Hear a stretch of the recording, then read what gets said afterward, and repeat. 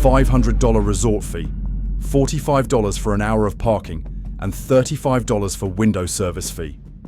It's not a joke, but a reality waiting for anyone to set foot in Las Vegas this summer.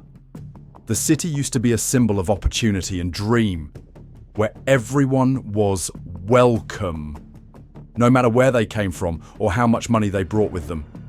A place where both dreamers and daredevils find a place, and neon lights do not distinguish between a teacher from Kansas or a businessman from New York.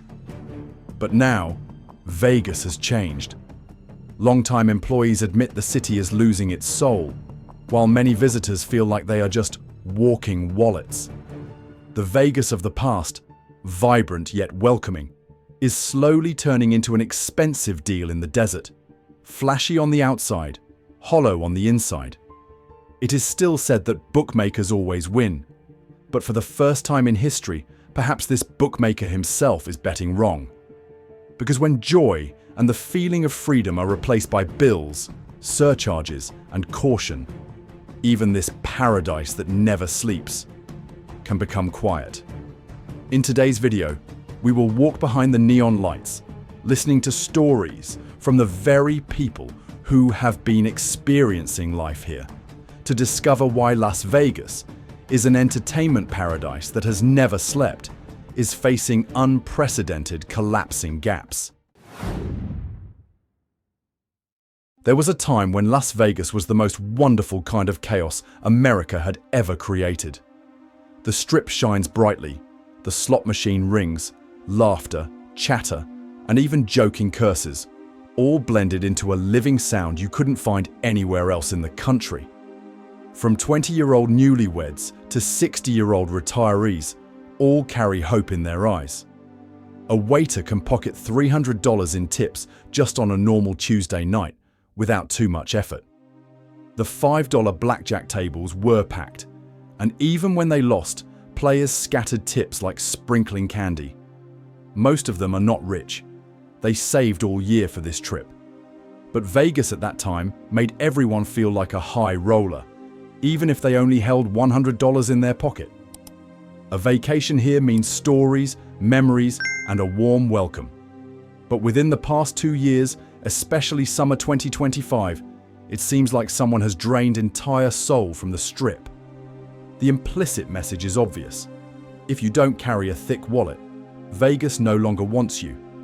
And perhaps everyone is gradually realizing this. Now, the city is headed to tech bros, crypto millionaire, and high-class international visitors. Once made guests Vegas, teachers from Kansas, drivers from Ohio, middle-class families from across the US are being pushed off the priority list. These changes are not only appearing in the atmosphere, but are also permeating every specific experience. A Canadian couple, just off a flight from McCarran after a 20th anniversary trip, shared that a basic room cost more than their mortgage, parking was $45, and the cheapest blackjack table had a minimum bet of $25. They weren't seeking luxury, they just wanted a long weekend to feel young again, but the friendly human touch of yesteryear had faded into the past. Not stopping at the expensive expenses, many visitors share that they feel deceived by the strange incidental expenses. And that's not their subjective feeling, because a hotel employee revealed the secret that they were forced to charge customers unusual surcharges. Resort fee is $50, window fee is $35, or refrigerator fee is $26. Many customers only discover when they look closely at the small text at the end of the same bill when it is too late. Even though employees are confused, they still have to explain what they could not decide, because it is a condition for retaining their job and a source of income. Expensive expenses that did not add real value caused a 6.5% decrease in visitors, equivalent to a loss of 2.8 million visits. Casino revenue is still increasing, but only because the rest spend more. In fact, the average guest income has reached $93,000 per year, is no longer middle class. On Reddit, YouTube, TripAdvisor, hundreds of posts reflect on their unhappy experience in Vegas. Unwelcome, overcharged, deceived. This is no longer a few sporadic complaints, but a signal that Vegas is lost. Their only success is pushing out the people who contributed to creating its soul. The question of whether this is the wise move remains unanswered. But there is an undeniable truth. Patrons are turning their backs on this entertainment paradise. Just a short vacation is enough to wipe out 20 years of loyalty from millions of ordinary tourists who have spent part of their lives here. The new guests Vegas is looking for are characterized by danger, caprice. They arrived when the city was still in fashion. But that attraction is short-lived. As long as Nashville with live music fills the streets, or Austin with food and festivals takes over, they will turn to other cities. Vegas is clearly betting its future, replacing decades-old visitors who come back year after year, bringing the whole family with visitors once said, and not sure to return. It's a risky short-term strategy. When the aura temporarily fades, the city will realize it has lost the sustainable foundation that nourished it for decades. Responding to that feeling of betrayal, millions of travelers canceled their bookings, went to places worthy of the money they saved, and put Vegas straight on the top list of places that never returned. Can Las Vegas find its lost soul and bring back even those who once called it paradise? Or has this city chosen the path of giving up its loyal hearts in exchange for a halo? Temporary? Vegas used to be great equalizer, where everyone walking through the door was equal. Whether you drive a Honda or a Bentley, get a free drink while playing, a friendly smile from the dealer, and a chance to flip the life with just a few chips. The feeling of respect comes not from the account balance, but from being part of a general festival. It's that casual yet luxurious that has defined Vegas for decades. However, that cultural rhythm is gradually slipping out of reach. A long-time visitor who has been here more than 20 times sighed that Vegas now resembles a conglomerate amusement park. Still sparkling, still perfect, but empty and emotionless. On Fremont Street, the bustling laughter of today gives way to raised phones and pre-built frames to post online. Joy still exists, but spontaneity, sudden fate, and the feeling of truly connecting are gradually disappearing. Even seemingly immutable experiences in Vegas are changing silently. Many veteran dealers reveal a secret that only industry insiders know. Traditional blackjack used to pay 3 to 2, bet 10 USD, win 15 USD. Now, many casinos switch to 6 to 5 ratio, meaning placing 10 US dollars only wins 12 US dollars. A small number on the bulletin board, but for long-term players, it's a significant shortfall. Sadly, most visitors are not warned at all. They only realize when their wallet is empty. At the same time, the casino space has also changed in unexpected ways. Where it was originally considered a forbidden zone, homeless people sometimes appear. Some even ask for money right in the middle of the table. The small but notable incident at Paris Casino, with an estimated loss of $50,000, has made many visitors concerned about safety and the feeling of protection when coming here. As a result, the middle class, once the soul of Vegas, began to leave in silence, regretting it with caution, weighing each fee and the chance to win or lose before choosing another place. Can a city keep its soul when dream is no longer a common property, but becomes the privilege of the few? And when the tables where strangers used to call each other buddy are replaced by a programming machine, are we still playing a hand, or just following someone else's script? On promotional posters, Las Vegas still appears as a city of endless lights and music. But hidden behind that sparkling shell, another story is quietly unfolding. The story of the increasingly pronounced insecurity in the streets and in the very areas once considered to be the absolute safe of the city. This year, the city recorded a marked increase in certain types of incidents classified as worrying for the community. According to statistics, the number of serious cases has doubled compared to the same period last year, many of which involved personal conflicts or groups of young people gathering. Situations in the group that disrupt the order of also increased by about 15%.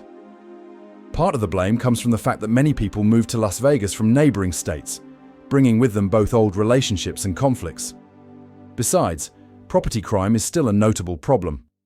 Vehicle theft rates in Las Vegas are among the highest in the nation. Statistics show that the probability of an individual facing a situation in the group directly affecting personal property is about 1 in 31, while the probability of facing a situation in the group directly affecting personal safety is about 1 in 208. These numbers are more than just dry data. They are reflected in the real experiences of both residents and visitors. John, a waitress at a hotel on the Strip, shared, "In the past, I used to walk home after work without thinking. Now I often invite my colleagues to come home together or call a service car to feel more secure." For tourists, this feeling gradually becomes clear. A tourist from Texas recalled, "We stayed at a mid-range hotel, but right outside the door we saw a group of people arguing loudly. A friend accompanying him was pickpocketed right in a crowded area." Vegas is gradually becoming the capital of chaos.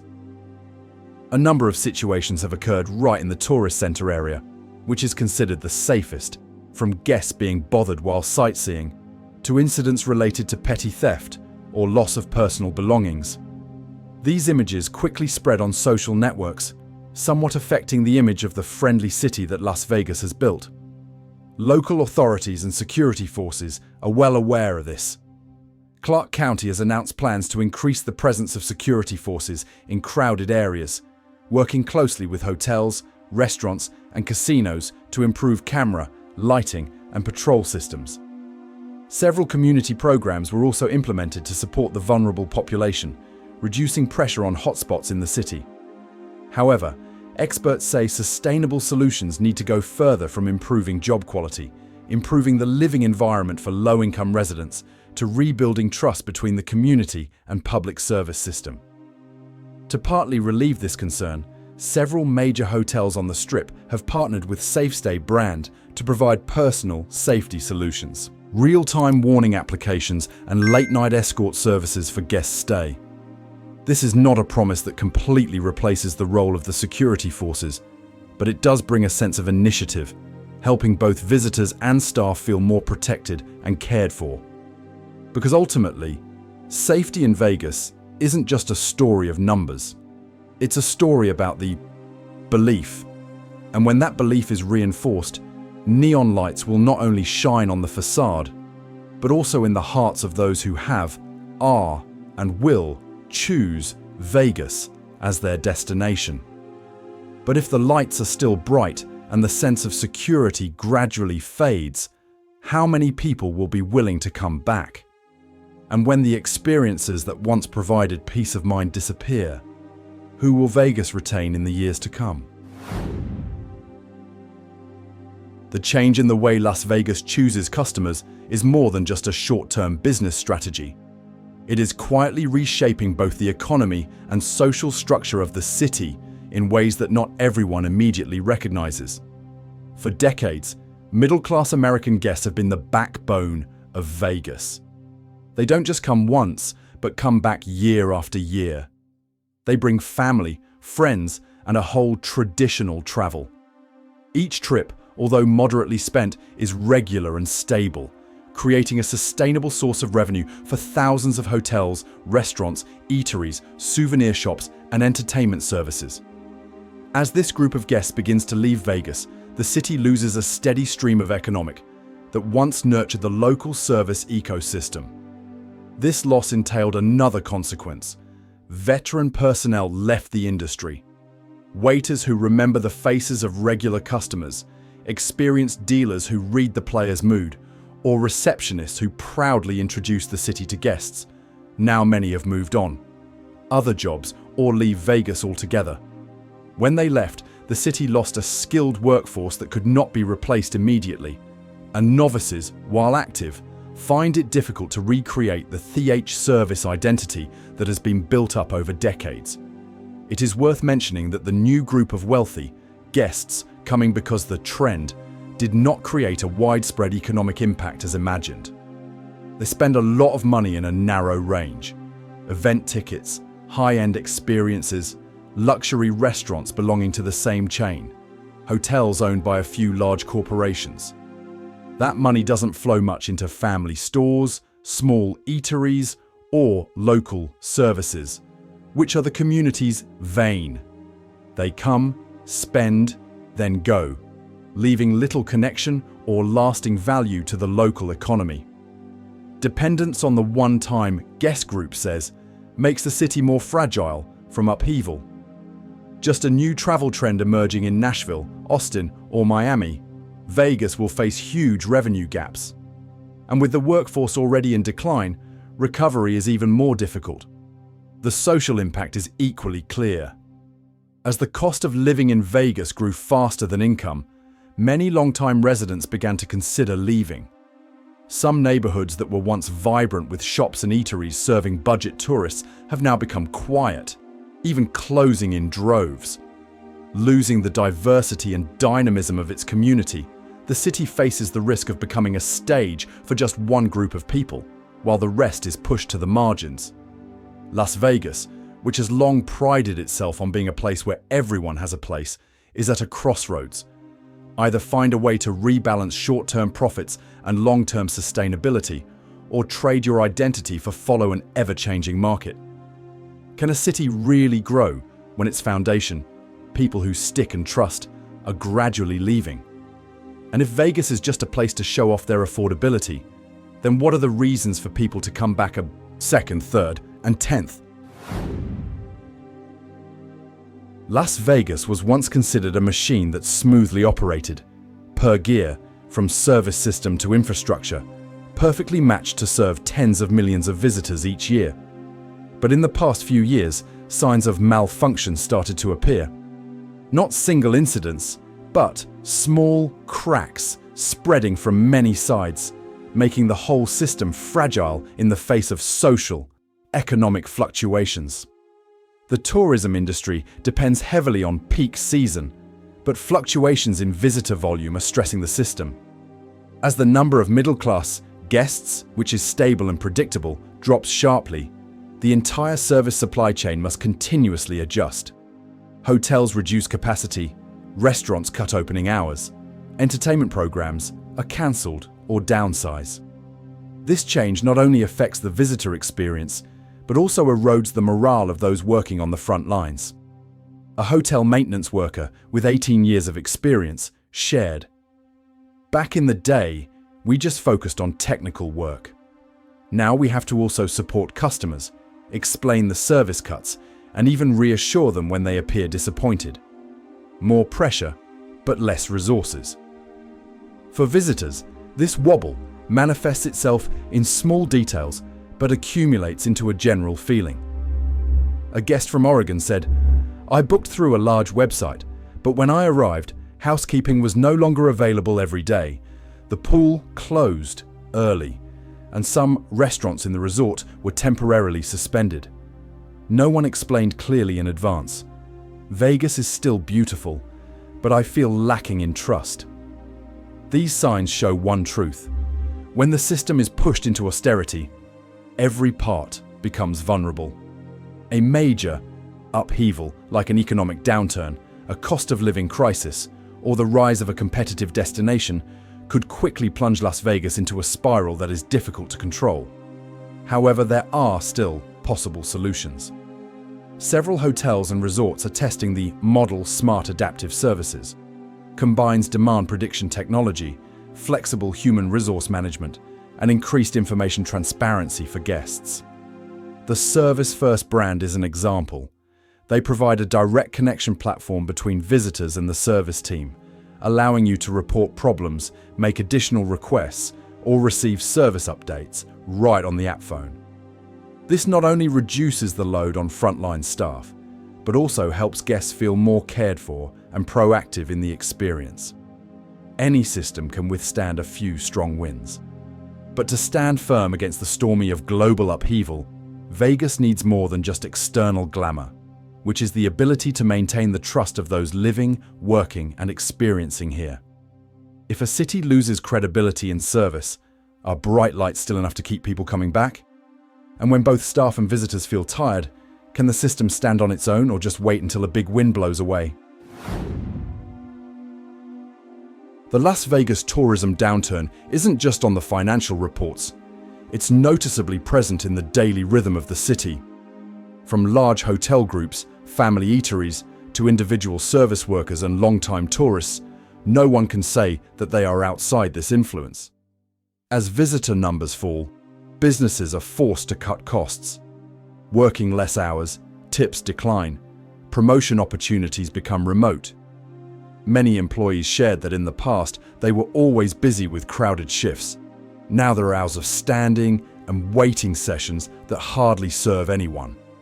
For visitors, the change is not only reflected in the number of people on the street. They realize a quieter Vegas, fewer events, more downsizing services, and sometimes a feeling of lifeless that they have never experienced before. Evenings on the Strip were once an endless stream of people, but now there are more gaps and silence than usual. This wave of recession spread quickly and left no one behind. Businesses lose revenue, small stores lose patrons, employees lose jobs, and visitors lose reasons to return. As budgets for security, maintenance, and entertainment programs were cut, the entire city experience went down, forming a negative loop. Because in the end, Vegas can't just live on temporary visits. To overcome the wave of recession, the city needs to care for and retain those who once considered this place a familiar rendezvous, instead of just chasing instant growth numbers. If a city relies solely on short-term booms, will it be able to withstand further fluctuations? And when even entertainment paradise feels its fragility, who will take the lead to keep it alive for long? There's one thing anyone who's been to Las Vegas has realized. This city doesn't just sell airline tickets, hotel rooms, or card chips. It sells a feeling, a dream. It's something that makes everyone, from the worker who saves a whole year on the trip, to the couples who want to hide on the weekend, feel equally welcome. But now, many people are starting to wonder, is today's Vegas still the Vegas they once loved? As prices escalate, services shrink, and experiences become stratified, not everyone finds the equality and joy that once existed on the Strip.